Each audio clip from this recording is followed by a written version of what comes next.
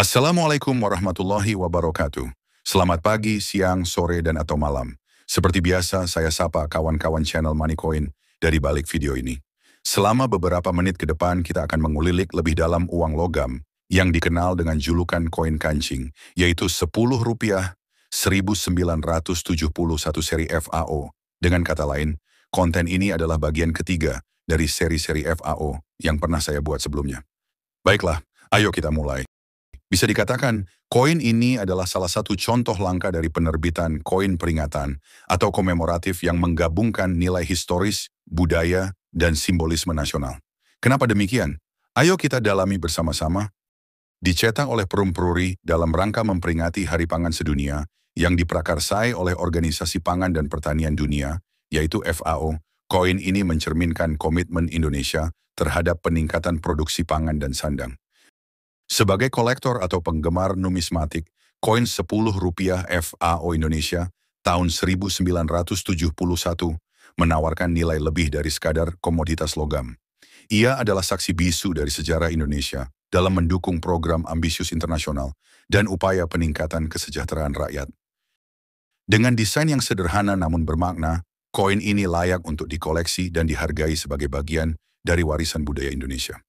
Sebelum kita lanjut, Indonesia ada beberapa koin dibuat dalam berbagai pecahan dan tahun emisi cetakan untuk mendukung program FAO. Beberapa di antaranya telah saya buatkan videonya. Silakan cek di deskripsi. Oke, mari kita lanjutkan kembali.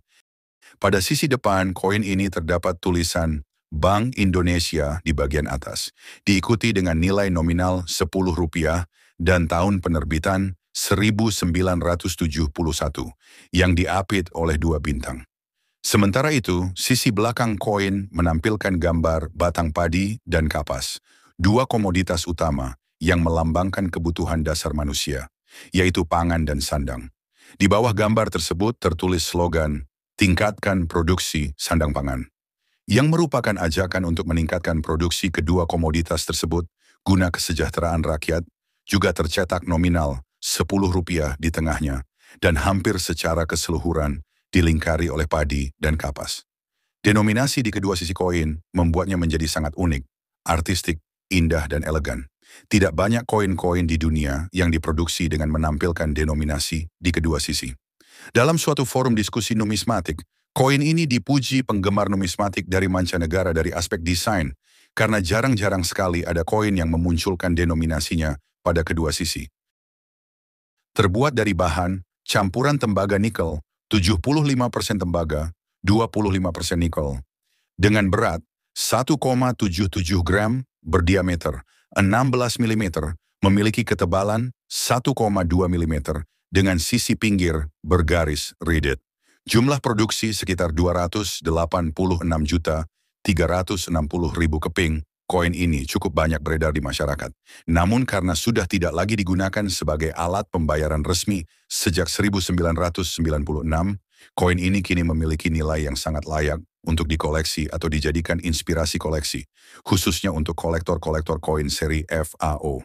Pada masanya, sewaktu masih dapat dipakai sebagai alat transaksi yang sah, koin ini bukan hanya sekadar alat tukar, tetapi juga merupakan simbol dari upaya pemerintah Indonesia dalam meningkatkan kesejahteraan rakyat melalui peningkatan produksi pangan dan sandang.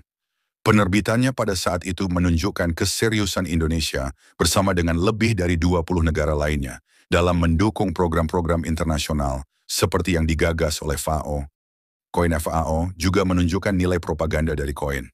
Sejarah telah menunjukkan bahwa benda-benda seperti ini dapat digunakan untuk kebaikan maupun keburukan, dan penting bagi kita untuk ingat bahwa ini adalah salah satu fungsi utama seni koin. Bagi para pelajar koin modern, program koin FAO adalah pelajaran utama dalam produksi, distribusi, dan pemasaran koin internasional. Ini juga merupakan bukti lebih lanjut tentang sulitnya mendapatkan hasil dari investasi dalam program seperti ini. Namun, seperti banyak hal lainnya dalam numismatika, situasi ini memiliki kelebihan dan kekurangan. Bagi seseorang yang berniat berinvestasi dalam koin, tidak menggembirakan bahwa seri yang diterbitkan lebih dari 50 tahun yang lalu, sekarang tersedia dengan harga lebih rendah daripada harga tawaran aslinya. Namun justru karena alasan itulah, sekarang adalah waktu yang tepat untuk memilih contoh yang langka, dalam kondisi baik yang terbukti dapat dijual dengan untung yang lumayan jika dinilai dengan baik. Salah satu contoh untuk hal ini adalah dengan kondisi MS66 di situs eBay, koin Rp10 1971 ini dibanderol seharga $95 atau setara dengan 1,5 juta rupiah.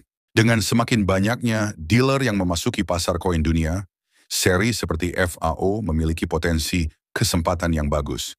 Jika lembaga-lembaga yang terkenal karena jasa sertifikasi grading pihak ketiga terhadap koin-koin seperti NGC atau PCGS menambahkan koin-koin seri FAO ke dalam registrasi set mereka, minat kolektor akan meningkat untuk masalah dengan grade yang lebih baik di luar koin perak dan emas, koin proof dengan jumlah produksi rendah, meskipun tidak semua orang tertarik dengan sertifikasi pihak ketiga, seperti NGC atau PCGS.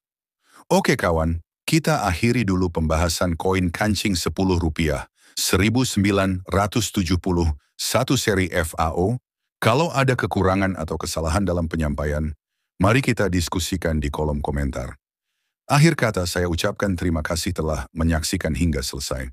Wassalamualaikum warahmatullahi wabarakatuh. Salam numismatik.